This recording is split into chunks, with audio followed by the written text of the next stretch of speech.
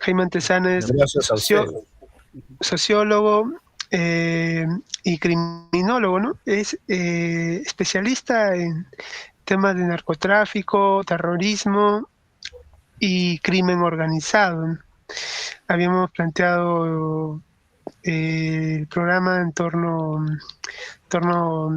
a esta entrevista al inicio y bueno, pues ha tenido algunos inconvenientes y ahora por fin está con nosotros. Muchas gracias, Jaime Antezana. Bueno, gracias a ustedes por esta invitación. Y bueno, sí, dispuesto a desarrollar las preguntas que ustedes tengan, ¿no? Y disculpen por haberme demorado en la entrada al programa. Sí, entendemos. También son cosas que suceden, ¿no? Cosas fortuitas, también son gajes del oficio.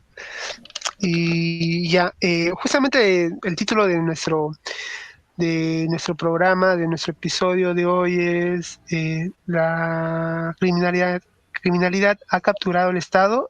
¿Cuál es su análisis? ¿Cuál es su respuesta? No voy a dar una respuesta sintética, unívoca y cerrada, sino voy a retrotraerme un poquitito a desde cuándo viene este asunto. Claro. No aparece de la noche a la mañana, ¿no? No, de ninguna manera. Miren, primero, el crimen organizado en el Perú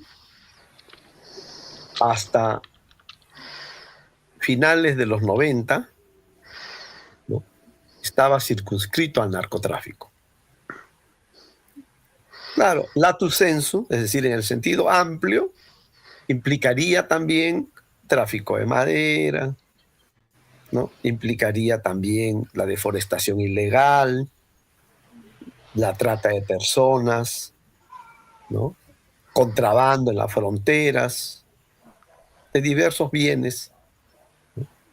Pero el crimen organizado era básicamente narcotráfico, ¿no? Hasta que, precisamente a finales de los 90, el segundo lustro en realidad de los 90, va a aparecer la minería ilegal. Antes existía la minería artesanal, la pequeña minería. Eso ha existido décadas. Es un asunto estructural, ¿no?, alrededor de la mediana y gran minería. Pero el fenómeno de la minería ilegal arranca en realidad a finales de los 90 y va a tener una primera etapa muy interesante que va hacia el 2009. ¿Ya? Y va a estar básicamente en Madre de Dios, ¿no?, y luego en Puno, ¿no? Las hormigas, había una zona llamada Las Hormigas en Madre de Dios, que era muy famoso antes que sea la actual zona más conocida de Las Pampas, ¿no? Y en el caso puneño era básicamente lo que era la zona de Rinconada. Entonces, el narcotráfico es mucho más antiguo que la minería ilegal, ¿no? Y viene a tener en nuestra historia una importancia crucial. ¿Por qué?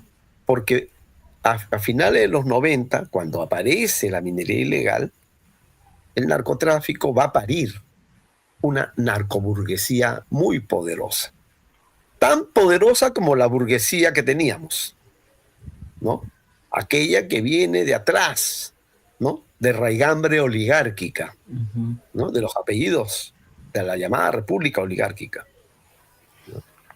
En ese periodo no había una narcoburguesía. Hoy sí la hay. Pero eso va a cuajar precisamente en el segundo lustro de los 90 e inicios del presente siglo. Y va a coincidir con la emergencia, ¿no?, de la minería ilegal del oro. También la minería ilegal va a aparecer sus primeros indicios en Loreto, por ejemplo, en la parte, en la parte alta del río Nanay, de la cuenca, el Nanay, 97, ¿no? Después ya se va a adquirir una dimensión que hoy ya pues cubre casi toda la faz del país. Claro, está en la costa ahí. Sí, pero ahí fueron sus áreas aurorales. Ya. Bien, ¿por qué es importante el narcotráfico? Porque el narcotráfico, al convertirse en narcoburguesía, va a tener una expresión en la economía, no solo en la economía, sino en la política. Claro, adquiere poder económico y por ende tiene dinero para... Claro, a medida que el grosor de lo que mueve el narcotráfico, de la billetera, ¿no?, es que va a adquirir peso político. Miren, hasta el año 2008, 2010, todavía la CONFIEP, que es el gremio de gremios, ¿no?, y que todos consideramos lo más poderoso de este país, era eso. Pero desde el 2009 a 10 hacia adelante, el narcotráfico y sus expresiones económicas van a tener más poder incluso que esa burguesía de raigambre oligárquica. Si ustedes han leído al libro de Francisco Durán, Los 12 Apóstoles, lo van a poder ver con absoluta meridiana claridad. Lo que él llama, ¿no?, los grupos emergentes provincianos, él lo llama grupos provincianos y emergentes, ¿ya? Todos esos han sido paridos por el narcotráfico. La burguesía propiamente rentista, ¿no?, que es la que hemos tenido siempre. Claro, la ¿no?, oligarquía. ¿ya? Era la dominante, pero posiblemente son ellos. Y luego la minería. Se va a sumar. Se suma la Pero minería. no se va a sumar a engendrar una nueva burguesía, sino el propio narcotráfico va a pasar a la minería ilegal. Miren, esto es muy importante. ¿Por qué? Porque la burguesía que está básicamente expresada en la banca, ¿no?, en el sistema financiero, va a alimentarse del narcotráfico. En el primer ciclo del narcotráfico, que es de la década del 20 hasta el 50, todavía no va a tener un peso muy importante, ¿no? Esa etapa está marcado por Eduardo Valareso, que fue el primer narcotraficante que tuvo un precártel. Él era el primer abastecedor de Nueva York, de la Gran Manzana, y fue capturado precisamente el año 1948 en el gobierno de Odría. Se hizo un operativo para golpear a la estructura que funcionaba entre Nueva York, Lima, el puerto del Callao y el Guayaga, o sea, Huánuco. ¿Ya? Eso fue la primera etapa. La que empieza el 60 y 70 va a ser boom. Ahí se va a hablar hasta de 100.000, 230.000 hectáreas de coca. Va a ser el boom. ¿Por qué? Porque tiene que ver con la continuación de la demanda de la cocaína en Estados Unidos, ¿no? Y es ahí donde se va a producir la primera gran generación de los narcotraficantes que van a adquirir mucha importancia en los 80 y 90. Claro, tanto en Colombia como en México. Y nos acá, referimos, aparte del clan Sánchez Paredes, nos referimos a Carlos Lambert, nos referimos a Reinaldo Rodríguez López, el padrino, a los propios López Paredes, ¿no?, los norteños, Pero estos son los que terminaron mal, terminaron capturados, terminaron siendo investigados, ¿no? Pero hay otra parte de estos que lograron pasar el Rubicón de los 90, ¿no? Y cuajaron, no como carteles de la droga, sino como carteles empresariales. ¿Cómo se llega a verse o exponerse esta conexión, ¿no?, entre estos grupos económicos y el narcotráfico, ¿no? O sea, ¿cómo? Es con el surgimiento de la narcoburguesía. Yo lo llamo narcoburguesía. Y eran en realidad considerados por Francisco Durán 6 grupos. ¿Ya? Ya, claro. Luego los redujo a 5, ¿ya? Porque había cuestiones de data, que había que la data no cuadraba para poder sostener todos los demás grupos. Pero en especial sobre este tema les quiero decir, porque yo estuve en la investigación de Francisco Durán y estuvimos juntos a las fuentes que nos decían quiénes eran los narcos más importantes del Perú, ¿ya? Y ahí están las narcouniversidades, las narcogaseosas, el cartel de la narcoleche y los lácteos, ¿no? Ahí están los que se mueven en los negocios más importantes del país. ¿Ya? Yeah. Todos los demás igual han recibido enormes cargas del Monzón, enormes cargas del Alto Guayaga, tanto de la parte guanuqueña, de Leoncio Prado, como de Tocache, y del Bajo Guayaga, ¿no? Y parte del BRAE. Todos ellos han bebido esto. El poder económico peruano, de cualquiera de los dos grupos, de los grupos económicos antiguos, cuyos estudios arrancan con Carlos Malpica y luego continúa con Francisco Durán, todos van a estar influidos por el narcotráfico.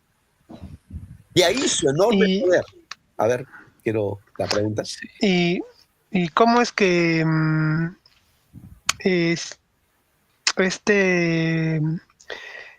los ingresos del narcotráfico llegan a ser lavados? ¿Cómo se produce este proceso? A ver, por ejemplo, la narcoleche. Ellos recibían la droga que venía del Monzón en la frontera entre Ancash y Huánuco. Venía con mulas desde el Monzón, mulas y caballos. Y en un negocio de fachada de trasladar piedras, se metía toda esa merca a camiones y se lo llevaban rumbo o a Chimbote o a Trujillo. Estaban llevando toneladas de pasta y clorhidrato de cocaína, porque el Monzón producía clorhidrato de cocaína, no producía solamente pasta.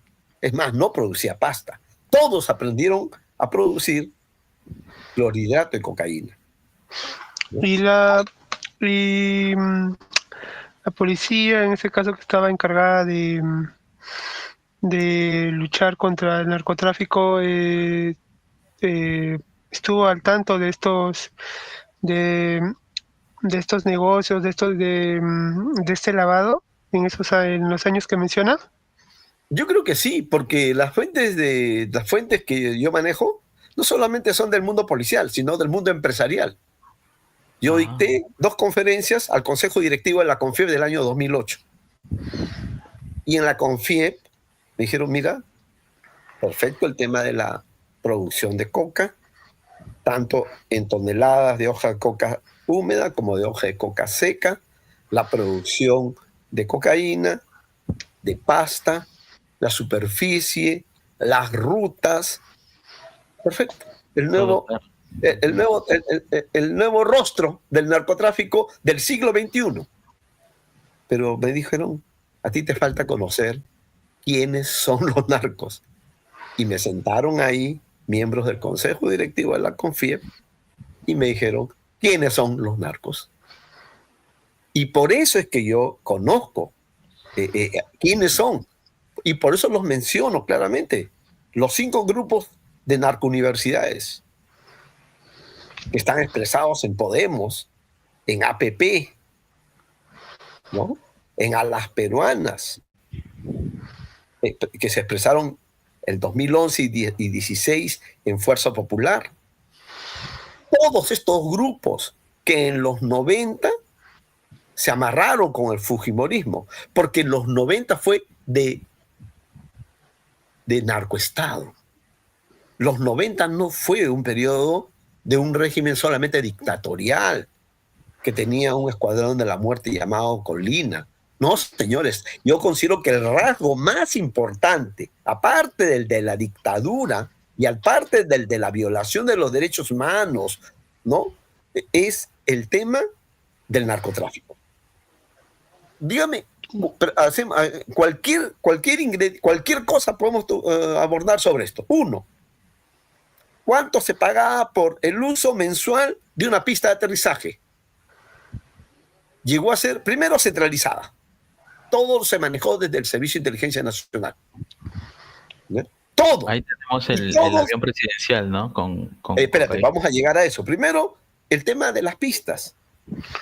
Yo hice un mapa que llegué más o menos hasta unos 80 pistas. Señor, hubo más de 120 pistas de aterrizaje en los 80.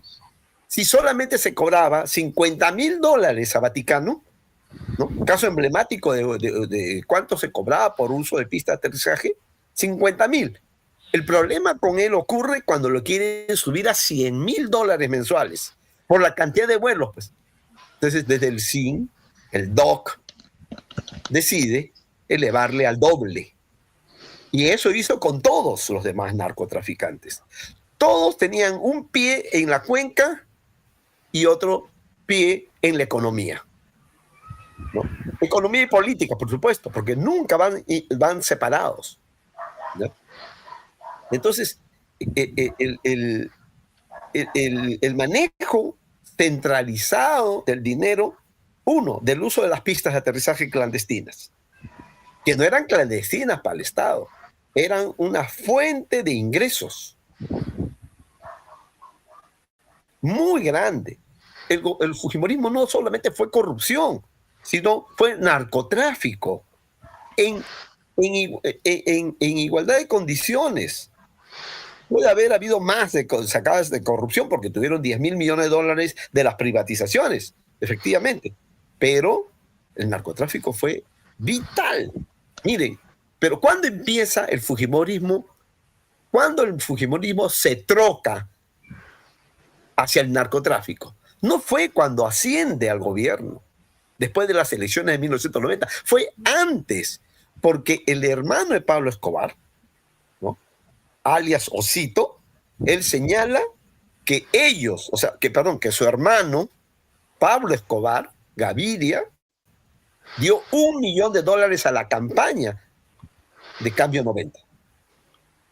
Y que el dinero vino a través del DOC. Eso lo dice el hermano en una entrevista en una revista colombiana que no tiene ninguna conexión con la coyuntura peruana, ¿no? Entonces estamos hablando de que ya tenía el cartel más importante de los colombianos, que era el cartel de Medellín, ya tenía un representante en el gobierno. A eso se llama narcoestado. Narcoestado es cuando un miembro del negocio de la droga pasa a tener presencia en el centro del poder político. Y ahí está. Y el hermano revela además de que con este señor que estaba como jefe fáctico, o sea, real del SIN, se tenía negocios desde antes. O sea, desde que el cartel de Medellín aparece en el Perú. ¿Y cuándo aparece en el Perú? En el segundo lustro de los 70. E incluso Pablo Escobar llega en una visita a Perú, ¿no? Por lo tanto, eso es muy importante para entender cómo es que el crimen organizado del narcotráfico va a tener un enorme poder. Es un poder fáctico, como le llamamos también a las Fuerzas Armadas, como se llama a la Iglesia desde el ámbito espiritual. Poderes fácticos, ¿no? ¿Y por qué se conocen más los cárteles de México y Colombia? ¿Y por qué no ocurre lo mismo acá con el Perú? ¿O es que afuera sí conocen quiénes son los cárteles, pero no lo sabemos los peruanos? ¿Qué está pasando? Lo que pasa es que si uno revisa la historia del narcotráfico, hasta los 90 el narcotráfico tenía nombres, apellidos y alias. Los sabíamos, Cachique Rivera, ¿no? Peña Aranda, Vaticano, conocíamos. Se conocían los hermanos López Paredes, los llamados norteños, se conocía el nombre del ministro, había un narco, el llamado el ministro entre Tocache y el Bajo Guayaga, ¿no? O sea, todos tenían nombres, apellidos y sus alias. ¿Qué pasa con el siglo XXI? Como no cuaja en el Perú un cartel de la droga, primero fue Valareso, luego el segundo intento fue el año 88 con miembros del clan Sánchez Paredes en México, cuando logran, por una rivalidad interna, logran encontrar el laboratorio en un estado de México, en una ciudad de México, y cortan la viada precisamente de convertirse en un cartel. Ya estaba enviando droga a Estados Unidos. O sea, ese es un cartel. Un cartel es una organización que exporta la cocaína, ¿no? Por eso no tenemos cartel de las drogas. Tenemos carteles empresariales, clúster empresariales, emporios empresariales. Hechura del narcotráfico, sin duda alguna, ¿no? Entonces, uno tiene que entender que el crimen, lo que hoy llamamos crimen organizado, tiene este antecedente, que entre el segundo lustro de los 90 y el siglo XX y en la primera década de este siglo va a cuajar una narcoburguesía muy poderosa, que ya no necesita de la confianza, ya no necesita de ADICS, le llega altamente. Hoy algunos de sus más connotados miembros aparecen en la revista Forbes, ¿no? ¿Por qué? Porque ellos deciden entre la opción de ser un cártel de la droga o un cartel empresarial, prefirieron ser un cartel empresarial. Y es por eso, y eso después de la muerte de Pablo Escobar en el 93, y después de la desarticulación del cártel de Medellín, ese mismo proceso va a vivir en Colombia. Hoy no saben dónde está el narcotráfico. ¿Dónde está el nuevo Pablo Escobar? No saben. ¿Dónde están los nuevos hermanos Orejuela? ¿Dónde están? O sea, ¿dónde están los nuevos, los capos? Es que se metieron a la economía y a la política.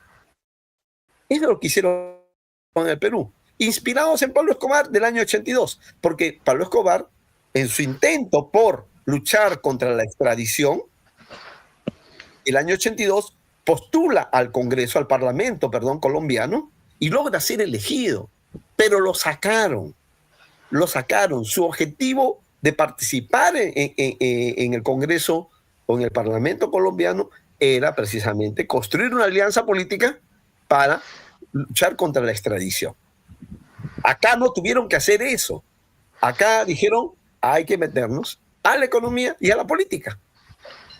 ¿Entiendes? ¿Y por qué? Porque la experiencia anterior le costó la vida a la mayor parte de los narcotraficantes de la segunda y tercera generación. La segunda generación es la de 60, 70 y la tercera es de los 80, 90. Entonces, los que quedaron de los 90 decidieron meterse a la economía y luego, ¿no?, a la política. Y por eso que el narcotráfico es la matriz de la criminalidad en el Perú. Claro, uno también puede decir, la corrupción también, porque esta viene desde el virreinato, la colonia. ¿Sí pues? Claro, y hemos tenido autoridades tan corruptas, ¿no?, como Ignacio Mariano Prado, que se llevó la plata que iba a comprar armas para Perú en plena guerra con Chile, ¿no? Sí. Pero y eso es con respecto eso es con respecto a la droga, ¿no? Y con respecto a la minería ilegal, ¿cómo iría ese otro camino?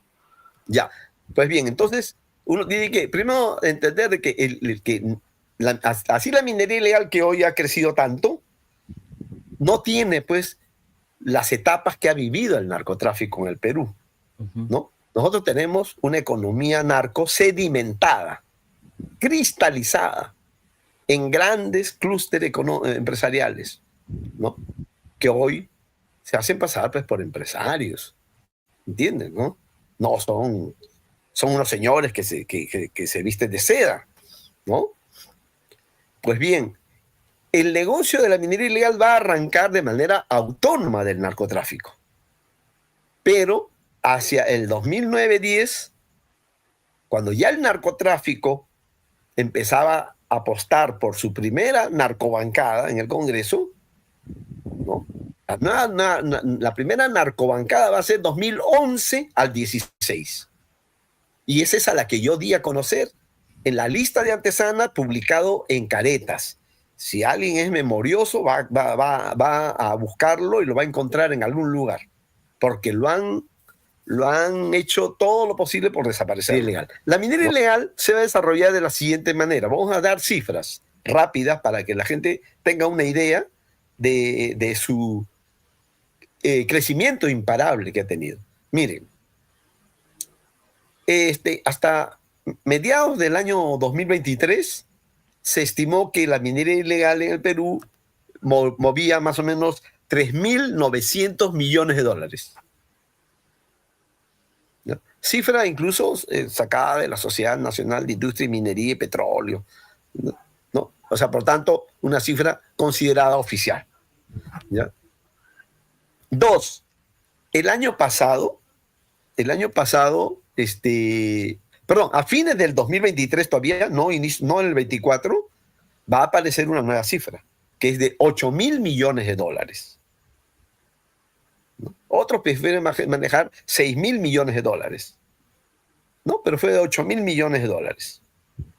Y en julio del año pasado, del 2024, ¿no? Vía la Unidad de Inteligencia Financiera, sabemos de que la minería ilegal va a mover alrededor de 10.400 millones de dólares. ¿Ya? Cifra de la UIF, no es mía, por lo tanto es la fuente. Fuente que para cualquier académico sería de maciza, porque tiene una cifra, una data estatal, no es una data de alguien que es realmente sana o alguien que quiere exagerar las cosas, ¿no?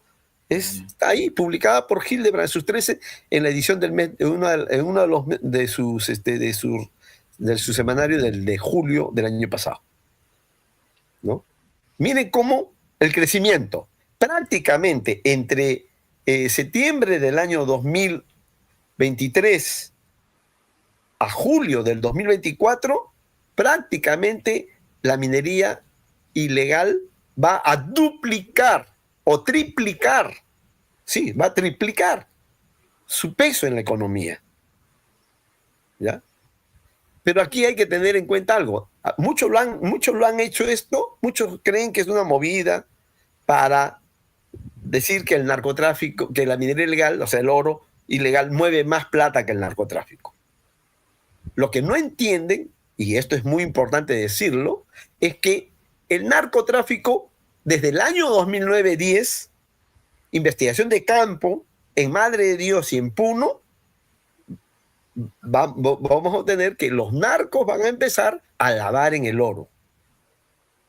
O sea, van a trasladar su dinero obtenido de la pasta, de la cocaína, sea por narcovuelos, por la frontera o por los puertos marítimos, principalmente los puertos marítimos, lo van a lavar en el oro.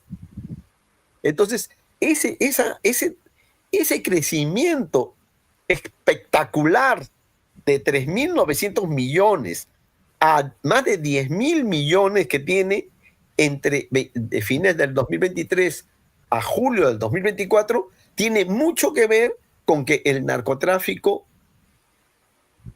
los capos empiezan a mover su dinero a la minería. No es solamente el crecimiento espacial de la minería ilegal, que ha cubierto ya casi toda la faz del país, ¿no? Y otros metales, por si acaso, ¿eh? porque también el cobre es parte hoy de la minería ilegal, sobre todo en Apurímac y en otras regiones. Y hay otras zonas donde es polimetálicos que también están moviendo mucho dinero a la minería ilegal. O sea, no se reduce solo al oro, pero es el más importante. Y también tiene su Ya. nexo con la política. Obviamente, a eso quiero ir. Por eso yo le digo, la primera, ¿cuándo va a empezar a expresarse el oro ilegal en la política? Su primera mini bancada va a ser el 2011 al 16, en paralelo de la primera narcobancada del narcotráfico. Y ahí va a estar el pelado en Fuerza 2011, ¿no? O sea, el cobrador de combi, ¿no? Va a estar todo el aporte de los grupos económicos más importantes, muchos de ellos hechura del narcotráfico y otros que bebieron del narcotráfico, que lavaron, almidonaron y plancharon narcodólares. Porque no se salva ninguno. Entendámoslo. Pero este dinero que, que es acumulado no se paga impuesto, pues, porque es dinero ilícito, pero llega a terminar al extranjero. ¿Cómo se da esta distribución, esta movilización del dinero que es lavado hacia cuentas del extranjero? Muy sencillo. Si uno sale de Patás a Huamachuco, ya tienes ahí agencias que te están comprando el oro. Si llegas a Trujillo, tienes muchísimas agencias, empresas que te compran el oro.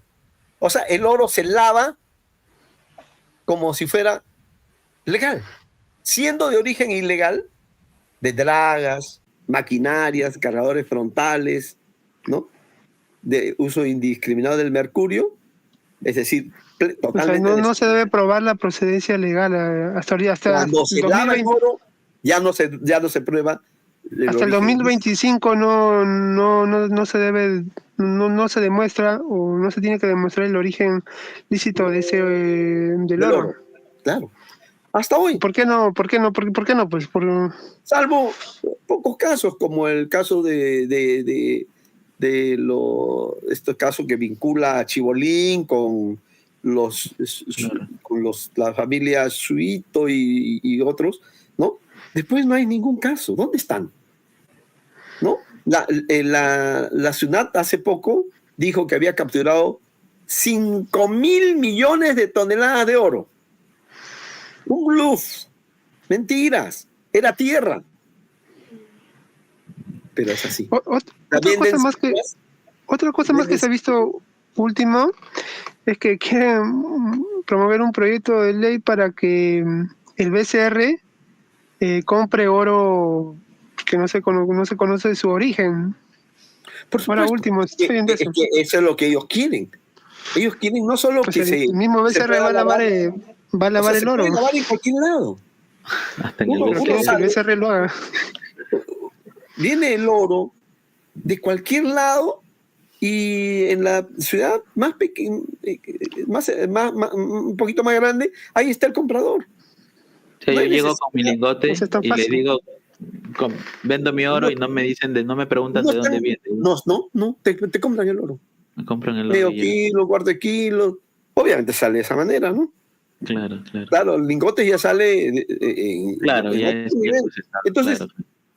Esto es un negocio. O sea, el oro hoy está lavando la plata de la cocaína. ¿no? Hemos visto entonces el camino del narcotráfico, el camino de la minería ilegal, pero también se está viendo este tema del sicariato, de las extorsiones. ¿Está ligado a este tipo de crímenes o ya son bandas de diferente origen? A ver, al igual que la minería ilegal, es una economía criminal autónoma del narcotráfico. Yeah. Pero si uno examina algunas bandas, ¿no? Por ejemplo, los pulpos en Trujillo. ¿Quiénes eran los pulpos antes? Incluso antes que se dividan con la jauría. Las dos bandas más importantes de Trujillo, La Libertad y del norte, e incluso del Perú. Ellos eran chaleco de APP. Chalequeaban a APP, señores. Wow. Grábense bien. Eran los chalecos ¿de qué? De la apropiación de terrenos, es decir, lo que se llama tráfico ilícito de terrenos o apropiación de terrenos. Ahí los chalequeaban. Eran sus chupes. Eran sus sicarios. Cuando aparece la extorsión como una modalidad de crimen organizado, que recién va a ser incorporada a la norma de la ley de crimen organizado el 2013. Aparece también a fines de la década de los 90. Y en el Callao. Y su matriz genealógica ha sido las obras de construcción. Claro. Por eso es que Caracol es hijo de la extorsión en obras de construcción civil y de la colocación de la cocaína en los containers del Callao. O sea, el jefe de la banda del barrio King, que después se va a erigir como el jefe de jefes de las bandas, sin anular a las otras bandas de barrio, por supuesto, es solamente una forma de cómo, una suerte de bonapartismo, cómo tú te abres paso en medio de conflictos con otras bandas y te eriges como el jefe de jefes. Claro, o sea, mi pregunta es esa, ¿no? ¿Cómo así estas grandes bandas terminan, bueno, de tráfico de terrenos, etcétera, terminan extorsionando a las señoras de las bodegas, a los señores de las farmacias, etcétera, ¿no? Mira, la mayor parte de ellos aparecen en el mundo, aparecen en robos y asaltos. Sus orígenes están en robos y asaltos, que era la delincuencia que hemos tenido en los 70, parte de los 80, ¿no? Ese tipo de delincuentes que robaban casas, bancos, ¿no? Las casas sobre todo de las familias de mayor poder económico, ¿no? La mayor parte de ellos, sí. También en el microtráfico de drogas o microcomercialización de drogas, ¿entiendes? O sea, no solamente en Estado. Y también proviene otros del tráfico propiamente de terrenos, ¿no? Que también es otra economía criminal diferente a la extorsión. Pero la extorsión es un producto de una serie de factores delictivos previos, ¿no?